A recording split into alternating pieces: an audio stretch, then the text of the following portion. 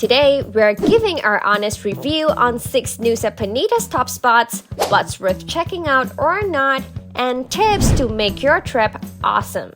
Some shots are from our trip, others are stock footage since we couldn't capture it all ourselves. Now, let's dive in. First up, we have Kalinking Beach. If you're only doing a day trip to Nusa Penida, make sure Kalinking Beach is on your list. It's basically the island's trademark and is known for its iconic T-Rex shape. Most of you have probably seen photos or footage of this beach somewhere. And yes, the views here are just as magnificent as you've seen in pictures. No kidding, every angle is picture perfect. Just a heads up though, it can get super congested with tourists, but since this spot is massive, you can usually find a nice angle to snap a great photo. Now, let's talk about the hike down.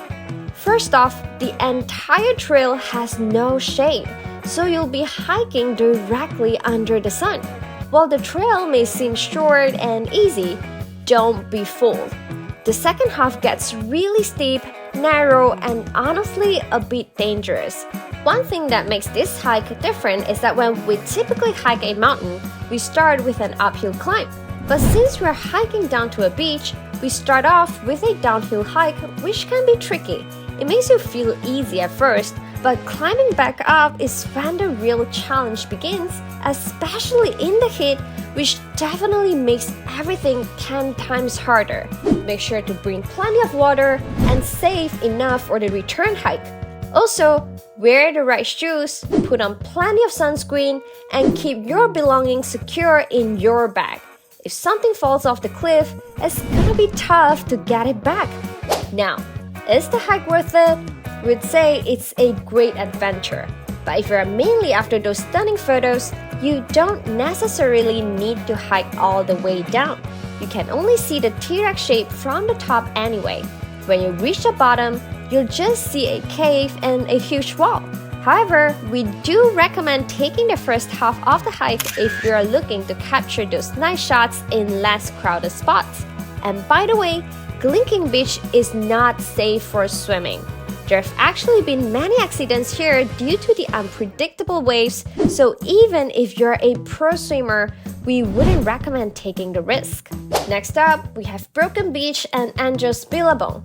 If you're exploring the west side, these two are definitely must-sees. They are only about 27 minutes from Kalinking Beach, and just to clear up any confusion, yes, Broken Beach and Angel's Billabong are right next to each other, so you can easily visit both in one go. Unlike Kalinking Beach, these two spots don't require a hike, just a few rocky steps. But be prepared. It can be tough to get nice photos during peak hours since the best photo spots are limited and can get crowded. Photobombs are pretty much guaranteed. While swimming is impossible at Broken Beach, Angel's Billabong, with its natural infinity pool, is a spot that many tourists long to swim in, but it's actually not safe either. It's only safe to go down to the water during low tide, and even then, the waves here are unpredictable. The tide may look calm one moment, but it can change instantly, making it risky. And probably that's how it earned the nickname Death Trap. There have actually been several accidents where people were swept away by rogue waves. One visitor even described it as deceptively calm one second, wild the next. And even if you're only taking photos, avoid standing too close to the edge of the cliff. There have been tragic accidents of tourists being swept away by sudden big waves while posing. Now, we know all this may sound a bit terrifying, but as long as you're careful, this place is absolutely worth the visit. The landscapes are stunning. We even found a quiet little hidden spot near Broken Beach where you can take beautiful photos and soak in the sound of the waves. Hey, enjoying our video? If yes, hit the subscribe button and share this video with your friends.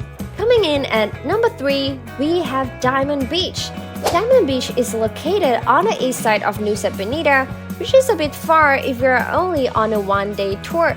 But if you're staying for 2 days or more, Diamond Beach is a must-see. The views are breathtaking and we absolutely loved it. In fact, it's one of our top spots on the island. Like Kalinking Beach, Diamond Beach also has a trail for hiking down. But here's the difference. Most of the trail is shaded, so it doesn't feel as exhausting as the Kalinking hike. Plus, the trail at Diamond Beach is generally better built. Well, at least in the first half. However, the second half does get a bit more challenging with a steep, rocky path and just a rope to hold on to. So please be extra careful on your way down. If you're after amazing photos, we'll say hiking down is worth it because you get to capture those unique angles of the iconic diamond-shaped rock with the beach. Once you reach the bottom, you can even try out the beach swing if you're into those shots. One quick word of caution though, don't swim at Diamond Beach. It's as risky as Kalinking Beach with powerful and unpredictable waves. We didn't do our research beforehand and actually entered the water. Looking back, we couldn't be more grateful that we made it out alive. Next up, we have Atu Beach. Atu Beach is right next to Diamond Beach and within walking distance. You only need to pay the entrance fee once. And here's the good news, it's actually safe to swim here. Just to make sure to check the tide chart beforehand as things can still get unpredictable. Getting down to Atu Beach is easy with a staircase trail, but keep in mind there's no shade along the way, so the sun can be intense. One thing to note, while you can access both Diamond and Atu beaches from the top, if you want to hike both, it means hiking down to one, climbing back up, and then hiking down to the other. You can't access the other beach from the bottom. We made it down to Diamond Beach, but honestly after that, we couldn't handle the heat and decided to just take a quick look at Atu Beach from the top. Still, if you're up for it, Atu Beach looks perfect for sunbathing and a quick swim to cool off.